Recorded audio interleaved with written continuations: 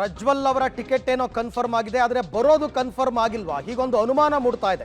ಕ್ಷಣಕ್ಕೂ ಟರ್ನ್ ತಗೊಳ್ತಾ ಇದ್ದಾರಾ ಆರೋಪಿ ಪ್ರಜ್ವಲ್ ರೇವಣ್ಣ ಅಂತ ಅನುಮಾನ ಮೂಡ್ತಾ ಇದೆ. ಯಾಕೆ ಅಂದರೆ ನಾಳೆ ನಿರೀಕ್ಷಣಾ ಜಾಮೀನು ಅರ್ಜಿ ವಿಚಾರಣೆಯನ್ನು ಕೋರ್ಟ್ ನಡೆಸುತ್ತೆ. ಮತ್ತೆ ಪ್ಲಾನ್ ಬದಲಾಯಿಸುವ ಬಗ್ಗೆ ಏನಾದ್ರು ಚಿಂತನೆ ನಡೆಸಿದಾರ? ಅಕಸ್ಮಾತ್ ಬೇಲ್ ಸಿಗಲಿಲ್ಲ, ಆಂಟಿಸಿಪೇಟರಿ ಬೇಲ್ ಅಂದರೆ ಬಂಧನಕ್ಕೊಳಗಾಗಬೇಕಾಗುತ್ತೆ, ಅಥವಾ ಬೇಲ್ ಸಿಕ್ಕಿದ ಮೇಲೆ ಬರೋಣ ಅಂತ ತೀರ್ಮಾನಕ್ಕೆ ಬಂದಿದ್ದಾರಾ ಗೊತ್ತಿಲ್ಲ. ನಾಳೆ ಬೇಲ್ ಅರ್ಜಿ ವಿಚಾರಣೆ ಬಗ್ಗೆ ಪ್ರಜ್ವಲ್ಗೆ ಈಗಾಗಲೇ ಮಾಹಿತಿ ಹೋಗಿದೆ. ಪ್ರಜ್ವಲ್ ಬರಬೇಕು ಬೇಡವಾ ಅಂತಕ್ಕಂಥ ಸಂದೇಶ ಕಳಿಸಿದಾರ. ಇವತ್ತು ಮಧ್ಯಾಹ್ನದ ವೇಳೆಗೆ ಪ್ರಜ್ವಲ್ ವಾಪಸ್ಸಾಗುವ ಬಗ್ಗೆ ಕನ್ಫರ್ಮ್ ಆಗಬಹುದು. ಈ ವಿಚಾರಕ್ಕೆ ಸಂಬಂಧಪಟ್ಟಂತೆ ಮತ್ತಷ್ಟು ಮಾಹಿತಿ ನನ್ನ ಕೊಲೀಗ್ ಮುರಳೀಧರ್ ಅವರಿಂದ ಪಡ್ಕೊಳ್ಳೋಣ. ಮುರಳಿ, ಈಗಾಗಲೇ ಪ್ರಜ್ವಲ್ ತನ್ನ ವಿಡಿಯೋದಲ್ಲಿ ಕೊಟ್ಟಿರೋ ಹೇಳಿಕೆಯ ಪ್ರಕಾರ 31ನೇ ತಾರೀಕು ಬೆಳಗ್ಗೆ 10 ಗಂಟೆಗೆ ನಾನು SIT ಮುಂದೆ ವಿಚಾರಣೆಗೆ ಹಾಜರಾಗ್ತೀನಿ ಅಂತ. ಟಿಕೆಟ್ ಕೂಡ ಕನ್ಫರ್ಮ್ ಆಗಿದೆ. ಆದರೂ ಪ್ರಜ್ವಲ್ ಬರ್ತಾರಾ ಇಲ್ವಾ ಅಂತಕ್ಕಂಥ ಅನುಮಾನ ಮೂಡ್ತಿರೋದು ಯಾಕೆ? ಖಂಡಿತವಾಗಿ ಅರವಿಂದ್, ಯಾಕಂದ್ರೆ ಈ ರೀತಿಯ ಅನುಮಾನದ ನಡೆ ಕಾರಣ ಪ್ರಜ್ವಲ್ ನೆನೆ ನಿರೀಕ್ಷಣಾ ಜಾಮೀನಿಗೆ ಅರ್ಜಿಯನ್ನು ಸಲ್ಲಿಕೆಯನ್ನ ಮಾಡಿರುವಂಥದ್ದು. ನೆನೆ ನಿರೀಕ್ಷಣಾ ಜಾಮೀನಿಗೆ ಅರ್ಜಿಯನ್ನು ಸಲ್ಲಿಕೆ ಮಾಡ್ತಾರೆ.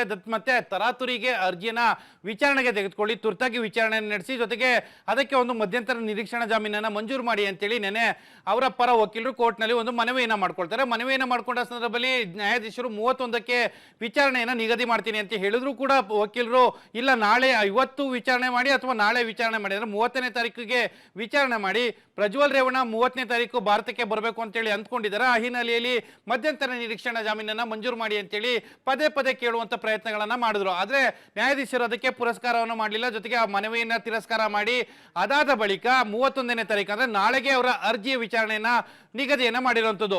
ಅಂದ್ರೆ ಈ ಹಿನ್ನೆಲೆಯಲ್ಲಿಯೇ ಪ್ರಜ್ವಲ್ ನಡೆಯ ಬಗ್ಗೆ ಸಾಕಷ್ಟು ಅನುಮಾನಗಳು ಹುಡ್ತಾ ಇದಾವೆ. ಯಾಕಂದ್ರೆ ಪ್ರಜ್ವಲ್ ನಾಳೆ ಬರ್ತಾರಾ ಇಲ್ವಾ, ಅಂದ್ರೆ ಇವತ್ತು ರಾತ್ರಿ ಬರ್ತಾರಾ ಇಲ್ವಾ ಅನ್ನೋದ್ರ ಬಗ್ಗೆನೇ ಕೂಡ ಸಾಕಷ್ಟು ಅನುಮಾನಗಳು ಈಗ ಎದುರಾಗಿರುವಂತದ್ದು. ಯಾಕಂದ್ರೆ ನಿರೀಕ್ಷಣಾ ಜಾಮೀನಿನ ಅರ್ಜಿ ನಾಳೆ ವಿಚಾರಣೆಗೆ ಬರ್ತಾ ಇರೋ ಹಿನ್ನೆಲೆಯಲ್ಲಿ ನಾಳೆ ಏನಾಗಬಹುದು, ಕೋರ್ಟ್ನಲ್ಲಿ ತೀರ್ಪು ಅಥವಾ ಮಧ್ಯಂತರ ನಿರೀಕ್ಷಣಾ ಜಾಮೀನು ಸಿಕ್ಬೋದಾ ಅಥವಾ ಬೇರೆ ಯಾವ್ದಾದ್ರು ಕಾನೂನಾತ್ಮಕ ರಕ್ಷಣೆಯನ್ನ ಪಡ್ಕೊಳ್ಳುವಂತ ಪ್ರಯತ್ನಗಳನ್ನ ಮಾಡಬಹುದಾ, ಈ ರೀತಿಯ ಏನಾದ್ರೂ ಅವಕಾಶಗಳಿದೆಯಾ ಅನ್ನೋದ್ರ ಬಗ್ಗೆ ತಿಳ್ಕೊಳ್ಳೋ ಪ್ರಯತ್ನಗಳನ್ನ ಮಾಡಿ ಅದಾದ ನಂತರ ಭಾರತಕ್ಕೆ ಬರುವಂತ ಪ್ರಯತ್ನಗಳನ್ನ ಮಾಡ್ತಾರ ಅನ್ನೋದ್ರ ಬಗ್ಗೆ ಕೂಡ ಸಾಕಷ್ಟು ಅನುಮಾನಗಳು ಹುಟ್ಟಾಗ್ತಾ ಇರುವಂತದ್ದು. ಯಾಕಂದ್ರೆ ಈಗ ಕಳೆದ 4 ದಿನಗಳ ಹಿಂದೆ ಪ್ರಜ್ವಲ್ ರೇವಣ್ಣವೇ ಒಂದು ವಿಡಿಯೋನ ಮಾಡ್ತಾರೆ. ಮೇ 31ನೇ ತಾರೀಕು ಬೆಳಗ್ಗೆ 10 ಗಂಟೆಗೆ ನಾನು SIT ಕಚೇರಿಗೆ ಬರ್ತೀನಿ ಮತ್ತು ವಿಚಾರಣೆಗೆ ಹಾಜರಾಗ್ತೀನಿ ಮತ್ತು ವಿಚಾರಣೆಯಿಂದ ತಪ್ಪಿಸ್ಕೊಳ್ಳುವಂಥದ್ದು ಅಥವಾ ವಿಚಾರಣೆಗೆ ಅಸಹಕಾರ ತೋರಿಸುವಂತ ಕೆಲಸಗಳನ್ನ ನಾನು ಮಾಡೋಲ್ಲ, ವಿಚಾರಣೆಗೆ ಸಹಕರಿಸ್ತೀನಿ ಅಂತೇಳಿ ಹೇಳಿದ್ರು.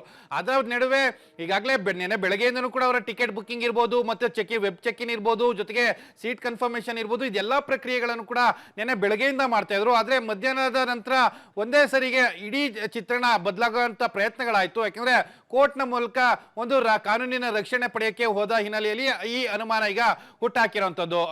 Arvind, okay Murali, thank you ತಮ್ಮ ಎಲ್ಲ ಮಾಹಿತಿಗಾಗಿ. ಯಾವಾಗ ನಿನ್ನೆ ಮಧ್ಯಾಹ್ನ ರೇವಣ್ಣ ಪರ ವಕೀಲರು ನಿರೀಕ್ಷಣಾ ಜಾಮೀನಿಗೆ ಕೋರ್ಟ್ಗೆ ಅರ್ಜಿ ಸಲ್ಲಿಸಿದ್ರು, ಆವಾಗಲೇ ಅನುಮಾನಗಳು ಮೂಡೋದಕ್ಕೆ ಶುರುವಾಯಿತು.